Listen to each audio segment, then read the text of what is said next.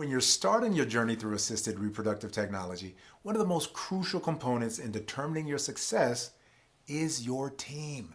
And one of the major players on your team is your fertility clinic. In fact, if I'm sticking with the team analogy, I'd call your fertility clinic the captain of your assisted reproduction team. They're going to do all of the heavy medical, scientific lifting to get you started on your journey of growing your family. So, how do you find the best fertility clinic? Let's talk about it.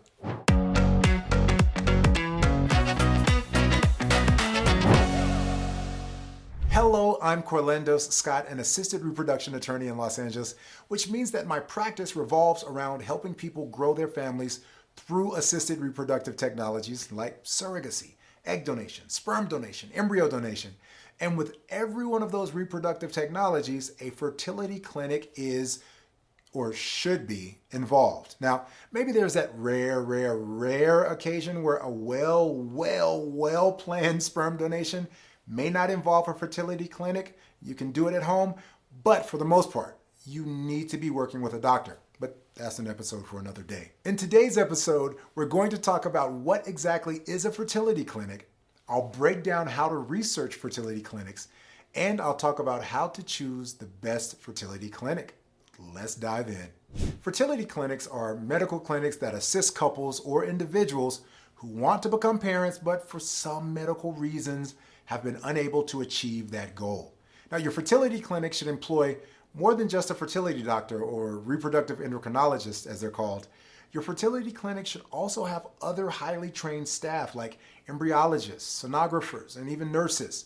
And I think a fertility clinic gets bonus points if they employ additional specialists like acupuncturists, hypnotherapists, and even nutritionists. Now, many reputable fertility clinics are starting to take a much more holistic approach to fertility treatment, and they're embracing elements of naturopathic medicine and even Eastern medicine like acupuncture. So how should you begin your research? I know this will sound overly simplistic, but hear me out. I always encourage clients to begin their search with their inner circle. Start with the people who you already know, like, and trust. If any of your family, close friends, or colleagues have ventured down the path of assisted reproduction, then they have a treasure trove of information that you can pull from. Now, take this with a grain of salt and notice that I said they are a trove of information, not necessarily advice. Your goal in speaking with the people you know is not to have them give you advice on what clinic you should use, but rather they should help provide you with the information that you will use to come to your own decision. Now, if you do know people who can refer you to a doctor that they already know and that they can vouch for, then that's a much better start to your research than Google would be. And I'm not knocking a good Google search. I mean, Google helped me find the most amazing tacos near my house that I've ever eaten. But, when it comes to growing my family and my future baby's prenatal health, I'm not going to put all my trust in an internet search. Now, maybe you don't have family or friends who have worked with a fertility clinic. Well, that's not an excuse. Make friends. And what I mean by that is there are a number of local support groups all over the country and really world for that matter who meet to discuss their fertility journeys and the challenges that they face. I think of meetup.com. That's a great source to find local groups that share your interests, and I found several fertility-focused groups in my local area, and I'm sure you could also. Another great source of information in your search for a fertility clinic, if you're a woman, is your current OBGYN. Ask them for a recommendation. They're often connected with other professionals in the fertility world, and some of them even double board certify as OBGYN and reproductive endocrinologists. Overachievers. When you're reviewing potential clinics, check out their websites. Oftentimes, I found that if their website is dated, then their facilities may also be dated. Now, it's not a hard and fast rule, but if I were budgeting my time and effort, I'd put the clinics with older looking websites and websites that don't seem to have been updated towards the bottom of my list, especially if they seem to not have been updated with new information at any time in the recent past. Now, many clinics will post positive reviews that they've received from previous clients. Now, that doesn't make them an absolute winner, but it does carry a lot of weight in my book. And the reason why I say that is because infertility is a very, very personal issue. And when a person is willing to make a public statement about their battle with infertility in their way of leaving a website review or something that public, that's a big step. So I'll put a little more weight behind positive fertility clinic reviews than I do taco stand reviews. Man, I'm really on a taco kick today. I'm getting hungry. Also, while you're checking out the clinic's website, don't gloss over the doctor and staff bios. I know this may seem like a silly thing to focus on, but you can really learn a lot about a professional based on what they choose to include in their biographies. You should find that most reputable clinics that surface during your research will offer similar treatment options, but don't assume that. Ask each clinic what treatment options they offer, find out how proficient and experienced they are with each of those, and also find out how often they perform each of those procedures. Be sure that the clinic has a wide range of infertility remedies and make sure they're familiar with the latest technology. You don't want a clinic that's stuck in the 80s or 90s or 2000s even. This is also a good time for you to do your own independent research on what types of tests and procedures may align with your particular fertility needs. I know you're not a doctor, but there are things that you can do on your own so that when you're presented with options by potential clinics, you'll have some point of reference and maybe even an early idea of, what your limits to how far you're willing to go will be. And while we're on the subject of asking clinics how proficient they are with certain procedures, there's a way that you can check their receipts, as I say.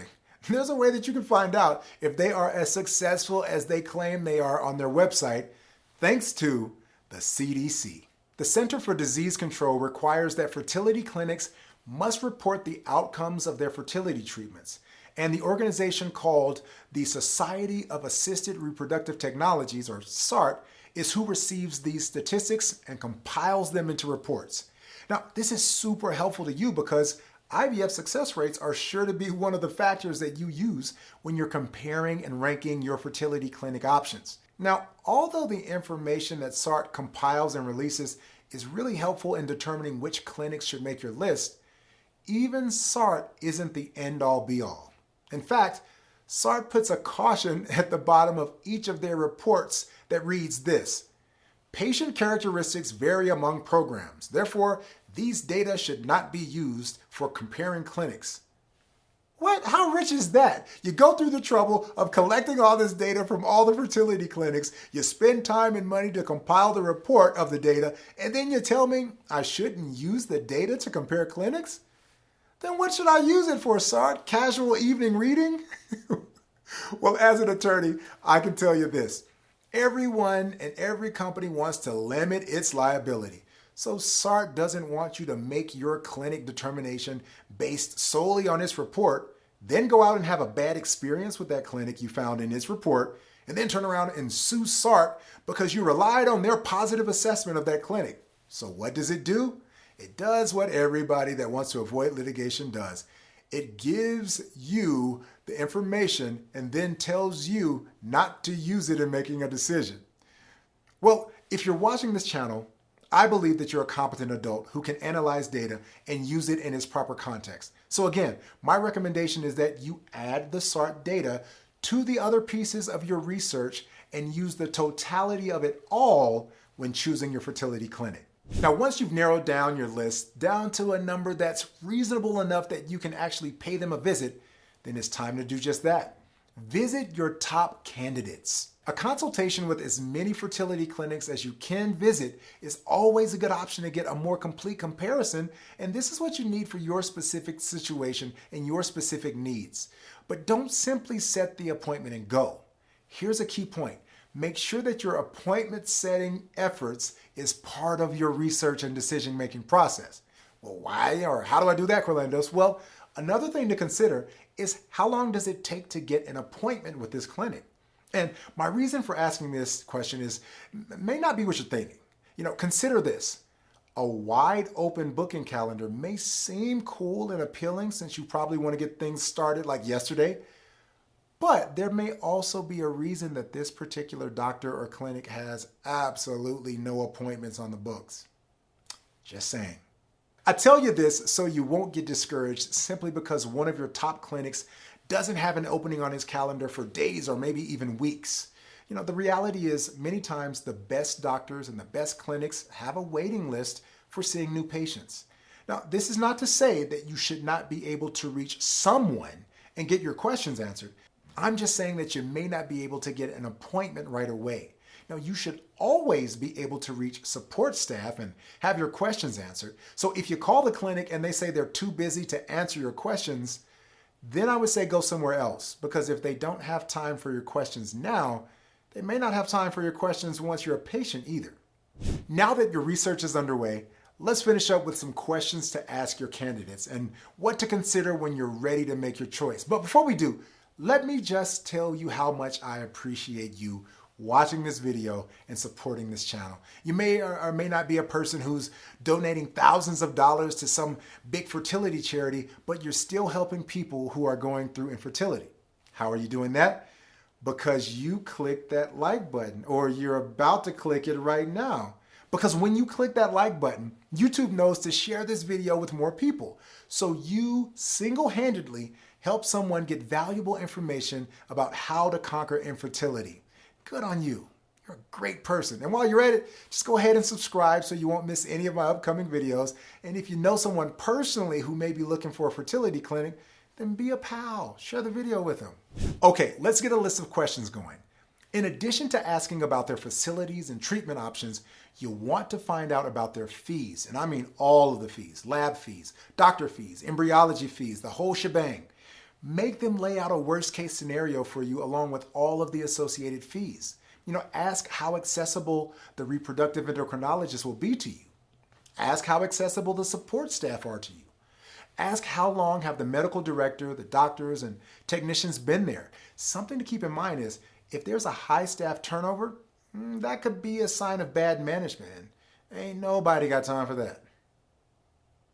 Another thing to do is ask if they have age limits for treatment. If so, it's not necessarily a sign of age discrimination. It could be a good sign that the clinic is concerned about ethical issues around the best interests of the soon-to-be born child. And here's a good one to ask. Ask when you do a procedure that involves fertilizing the eggs outside the woman's body and then putting them inside them, who decides how many eggs go back into the body of the person receiving the IVF treatment? Some clinics boast this high IVF success number because of the high number of embryos they place into the carrier's uterus. Now, the flip side of that coin is that the more embryos you transfer, the higher the risk of a multiples pregnancy, along with all the complications and risk that come with a multiples pregnancy. So when it comes to how to choose the best clinic for you, just listen. Part of the process of choosing is personal and subjective. And really, more often than not, after you've gathered, studied, and digested all of your research, you have to go really with your gut feeling. You're the one getting the treatment, so ultimately, only your opinion matters. And remember, you're not making this choice on a whim. By this point, you've done tons of research. Also remember, the best clinic for someone else may not be the best clinic for you, and vice versa. Whoever you choose, is crucial that you feel comfortable discussing with them what you need. Fertility is a very sensitive topic. It's not something that is easily discussed with strangers, and it can be uncomfortable getting asked about sexual activities and why you're having trouble accomplishing something. So do your research and go with your gut. If you're making your choice and you need some help weeding through a clinic's consent forms or terms and conditions, reach out to me. I would be thrilled to help you not only figure out that stuff, but maybe even request revisions if there's anything in them that I think may not be optimal for your family building goals. So if you want to chat with me about it, you can click the link in my description box below and you'll be taken to chatwithcorlandos.com. And from there, you can start a chat with me. I look forward to chatting with you.